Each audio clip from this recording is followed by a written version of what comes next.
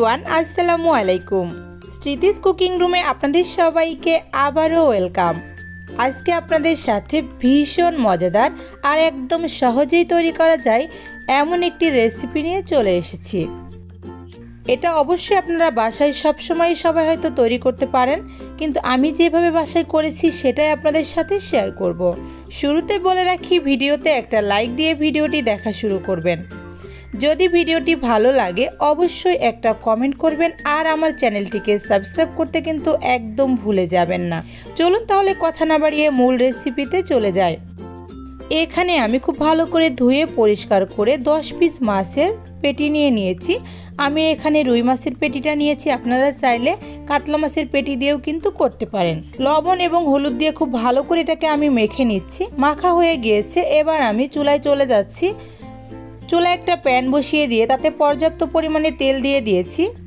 তেলটা যখন খুব ভালো মতো গরম হয়ে এসেছে, আমি মাছের টুকরাগুলো দিয়ে দিচ্ছি।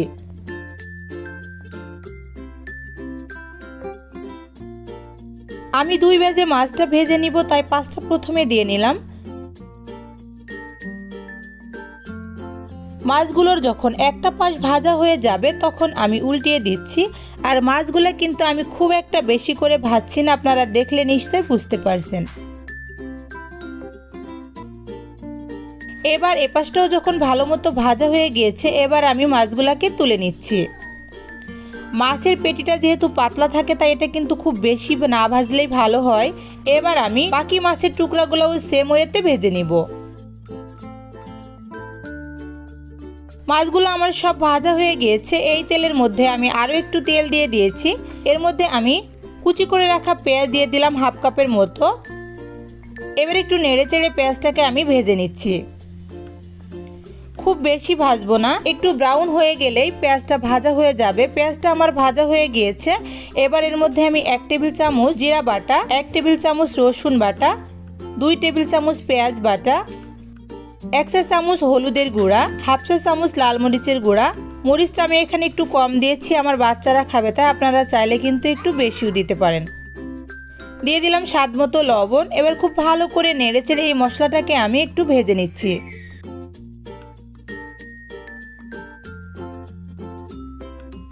মশলাটাকে কিছুক্ষণ নেড়ে চেড়ে লো হিটে রেখে আমি এটা ভেজে নিচ্ছি। ভাজা হয়ে গিয়েছে, আমি এখানে সামান্য একটু পানি দিয়ে দিচ্ছি। পানিটা দিয়ে মশলাটার সাথে খুব ভালো করে মিশিয়ে এটাকে আমি ঢাকনা দিয়ে ঢেকে কিছুক্ষণ কষিয়ে নিচ্ছি। কিছুক্ষণ পরে দেখুন পানিটা কিন্তু অনেকটাই টেনে এসেছে। আমি আরও একটু নাড়াচাড়া করে কষিয়ে নিচ্ছি। নাড়াচাড়া করে আমার কষানো হয়ে গিয়েছে। এবার আমি এর মধ্যে 1.5 কাপের মতো পানি দিয়ে দিলাম। যেহেতু খুব বেশি ঝোল আমি রাখবো না, এজন্য অল্পই পানি দিয়েছি। ঢাকা দিয়ে ঢেকে এটাকে আমি খুব ভালো মতো বলক তুলে নিচ্ছি। খুব ভালো মতো বলক চলে এসেছে, ঢাকনাটা তুলে আমি মাছের পিসগুলো এর মধ্যে দিয়ে দিব।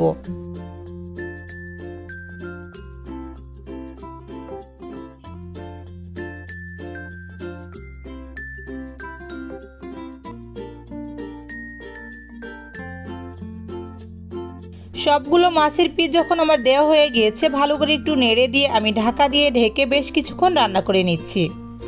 দেখুন বেশ কিছুক্ষণ রান্না করা হয়ে গিয়েছে, মাছের ঝোলটা কিন্তু কিছুটা টেনে এসেছে।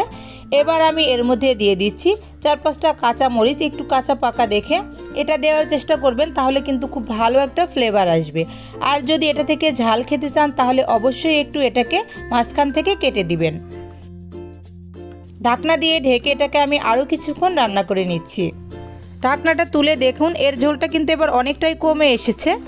এবার আমি এর মধ্যে দিয়ে দিচ্ছি 1 চা চামচ ভাজা জিরার গুঁড়া। উপর থেকে খুব ভালো করে একটু চারিদিকে ছড়িয়ে দিলাম। চুলার জালটা আমি কিন্তু একদমই লো করে দিয়েছি। এবার উপর থেকে কিছু ধনিয়া পাতা কুচি দিয়ে দিয়েছি। এভাবে আমি চুলার জালটা বন্ধ করে দিলাম। এভাবে ঢাকনা দিয়ে ঢেকে আমি এটাকে চুলার উপরে রেখে দিব 10 মিনিট। 10 মিনিট পরে দেখুন আমি সার্ভ করে নিয়েছি। আর এটা খেতে যে কতটা মজার, আপনারা বাসায় একবার ট্রাই করে দেখবেন। আশা করি অনেকেই করেছেন, তারপরও যারা করেননি তাদেরকে বলছি বাসায় একবার হলেও ট্রাই করে দেখবেন। এটা খেতে কিন্তু ভীষণ মজা। খিচুড়ি, পোলাও কিংবা গরম ভাতের সাথে এটা খেতে কিন্তু অসাধারণ লাগে। ছোট বড় সকলেই ভীষণ পছন্দ করবে।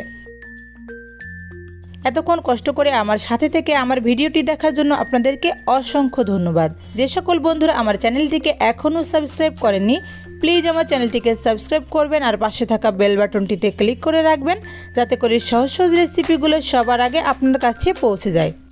সবাই ভালো থাকবেন, সুস্থ থাকবেন। আমার এবং আমার ফ্যামিলির সকলের জন্য দোয়া করবেন। আল্লাহ হাফেজ।